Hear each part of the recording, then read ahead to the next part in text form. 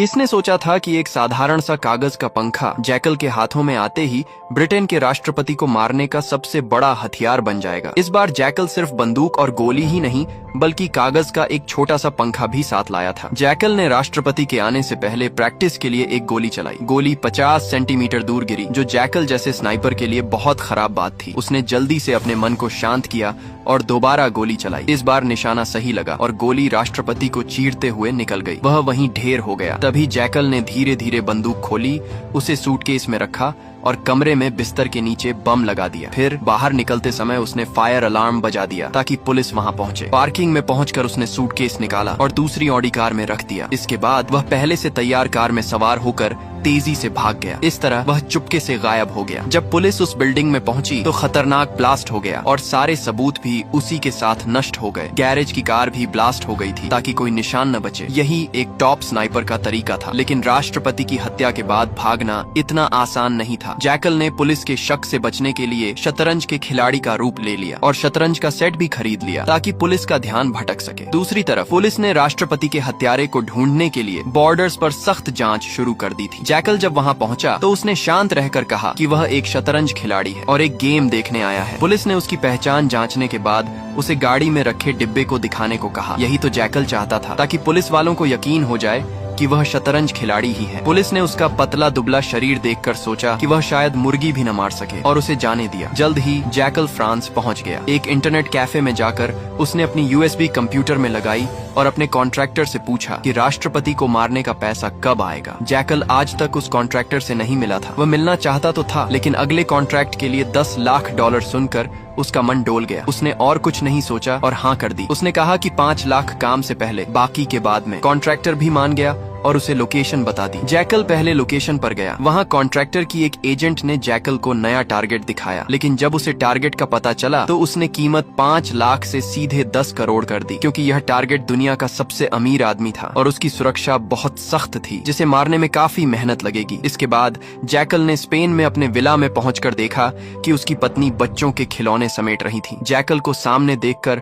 उसकी पत्नी का दुखी चेहरा एक मासूम मुस्कान में बदल गया। पत्नी को लगा कि वह अपनी बिजनेस ट्रिप से जल्दी लौट आया है, लेकिन उसे नहीं पता था कि उसका पति दुनिया का सबसे खतरनाक स्नाइपर है। जब उसकी पत्नी खाना बनाने गई, जैकल ने दरवाजा बंद किया और तिजोरी में अपनी बंदूक रख दी। फिर लैपटॉप पर कॉन्ट्रैक्टर से बात करने लगा। घर से निकलने के बाद उसे पता चला कि उसके स्पेन वाले विला में सब बदल गया है। उसकी पत्नी और ससुराल वालों ने उसका स्नाइपर वाला गुप्त कमरा ढूंढ लिया था, जहां कई देशों की करेंसी, नकली पासपोर्ट और एक पेशेवर मास्क रखा था। जैकल ये सब अपने फोन के सीसीटीवी में देख रहा था। उसकी पत्नी और ससुराल वाले हैरान थे। उसे डर था कि अगर उसके स्नाइपर वाले काम का पता उन लोगों को लगा तो उसकी पत्नी उसे छोड़ देगी। वह यही सोचते हुए गाड़ी चला रहा था कि अब वह अपनी पत्नी को कैसे समझाएगा।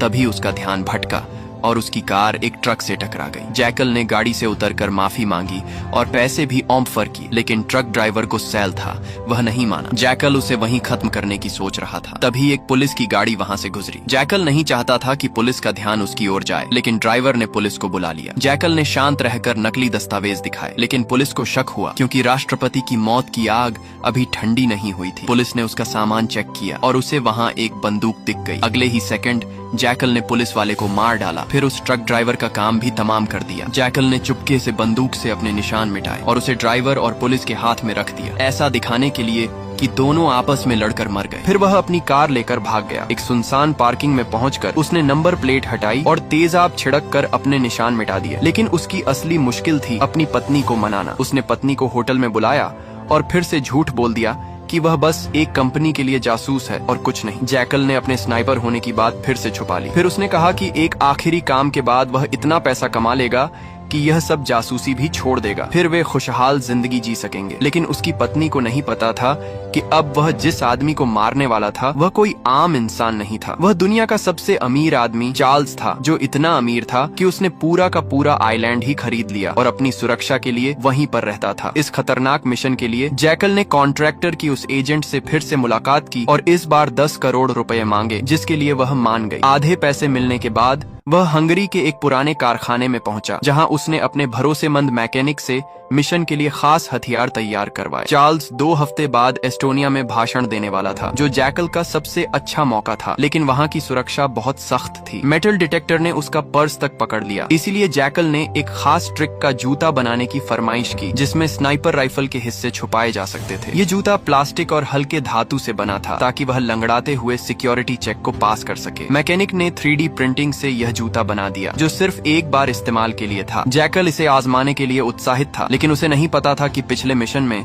ब्रिटेन के राष्ट्रपति की हत्या के मामले में ब्रिटिश जासूस उसका पीछा कर रहे थे। वे जैकल को ट्रैक करते करते हंगरी के उसी कारखाने तक पहुंच गए जहां जैकल बंदूक की टेस्टिंग कर रहा था, लेकिन किसी तरह वह वहां से भाग निकला। अब उसने एक खास तरह का सूट पहना, जिसमें उसने अपनी स्नाइपर राइफल फिट की। उसका टारगेट अब चार्ल्स था, जो अपने उस आइलैंड पर रहता था जहां 2 किलोमीटर के दायरे में कड़ी सुरक्षा थी। वहां किसी को मारने का तो दूर, कोई वहां भटक भी नहीं सकता था। लेकिन हमारा जैकल एक टॉप का स्नाइपर था। उसने देखा कि चार्ल्स हर सुबह समुद्र में तैरने के लिए आता है। उसने एक नाव किराए पर ली और नाव के मालिक को मार डाला। फिर समुद्र में स्नाइपिंग की तैयारी शुरू कर दी। बंदूक, गोली, स्टैंड, सब कुछ रेडी था, लेकिन समुद्र की लहरें इतनी भयंकर थीं कि निशाने को मुश्किल बना रही थीं। उसी रात जैकल ने एक खास बैलेंस मेंटेन करने वाला डिवाइस भी ढूंढ निकाला। अगले दिन बोट पर पहुंचकर उसने 4 गोलियां निकाली और पहली गोली से ही बिल्कुल सटीक निशाना लग गया। लेकिन तभी वहां एक ड्रोन आ गया। जैकल ने जल्दी से अपनी स्नाइपर को कपड़े से ढक दिया और मछली पकड़ने की एक्टिंग करने लगा। लेकिन सिक्योरिटी वालों को थोड़ा शक था, तो उन्होंने चेक करने की सोची। दूसरी तरफ चार्ल्स अपनी कड़ी सुरक्षा के साथ तैरने के लिए बाहर निकल आया और समंदर की तरफ बढ़ने लगा। तभी जैकल ने अपनी स्नाइपर राइफल तैयार की, लेकिन पास से गुजर रही एक तेज नाव के भंबर से उसकी नाव हिल गई और मौका चूक गया। तब तक चार्ल्स समुद्र में उतर चुका था। दूसरी तरफ चार्ल्स की सिक्योरिटी टीम जैकल की तरफ बढ़ रही थी, तो जैकल ने उसे बिना कुछ सोचे समझे मार डाला। अगले ही पल एक ड्रोन उसके पास आ धमका, लेकिन जैकल ने सिग्नल जैमर की मदद से उसे फ्यूज कर दिया। सिक्योरिटी हेड ने तभी वार्निंग दे दी कि कोई स्नाइपर उनके ऊपर एम करके बैठा है। हड़बड़ी में सिक्योरिटी ने चार्ल्स को बचाने के लिए उसे पानी में नीचे डुबा दिया। जैकल ने शांत रहकर गिनती शुरू की, ये जानते हुए कि चार्ल्स को सांस लेने के लिए बाहर आना ही होगा। उसने तीसरी गोली चलाई, जो गलती से गार्ड को लगी। ये देखकर चार्ल्स पानी में इधर उधर भागने लगा। वहीं दूसरी तरफ जैकल ने उसके नाम की गोली बंदूक में डाल चुकी थी। उसने अपने तेज दिमाग का यूज करते हुए अंदाजे से निशाना लगाया और चार्ल्स की गर्दन के आर पार गोली डाल दी और उसे मार डाला। फिर वहां से भाग निकला। मिशन पूरा करके जैकल एयरपोर्ट पहुंचा। वहां से उसने कॉन्ट्रैक्टर को उसके बचे हुए पैसे के लिए मैसेज कर दिया और अपनी स्नाइपर राइफल कन्वेयर बेल्ट पर ही छोड़ दी। जैकल स्पेन अपने घर पहुंचा और उसे पता चला कि उसकी पत्नी और बेटा गायब हैं। उसकी पत्नी को उसका सच पता चल चुका था कि वह कोई एजेंट नहीं, बल्कि दुनिया का सबसे खतरनाक स्नाइपर है, इसलिए वह उसे छोड़कर भाग निकली थी। तभी एजेंट महिला ने फोन किया और बताया कि वह स्पेन में है और उसे कुछ पैसे वैसे नहीं मिलने वाले। इतना कहकर उसने फोन काट दिया। तब जैकल को समझ आया कि उसके साथ बहुत बड़ा धोखा हुआ है। यही नहीं, बल्कि कॉन्ट्रैक्टर की उस एजेंट ने पुलिस वालों को उसकी लोकेशन भी सेंड कर दी थी। जैकल ने बचे हुए पैसे, पासपोर्ट और हथियार लिए और भागने की तैयारी करने लगा। तभी पुलिस वाले घर के बाहर आ धमके और उसी समय जैकल का साला भी नशे में घर लौटा। पुलिस वालों ने उसे जैकल समझकर गोली चला दी। पुलिस को देखकर जैकल ने लाइट बंद की और अपने गुप्त कमरे की एक तरफा शीशे वाली दीवार के पीछे छिप गया। पुलिस वाली ने दीवार की जांच की और दोनों दीवार के आमने सामने आ गए। थोड़ी देर बाद जैकल ने निशाना साधा, लेकिन उसका साथी बीच में आ गया और गोली से मारा गया। थोड़ी ही देर में जैकल ने उस लड़की को भी मार डाला। वहां से बच निकलने के बाद उसके सिर पर खून सवार था। जैकल ने ठान लिया था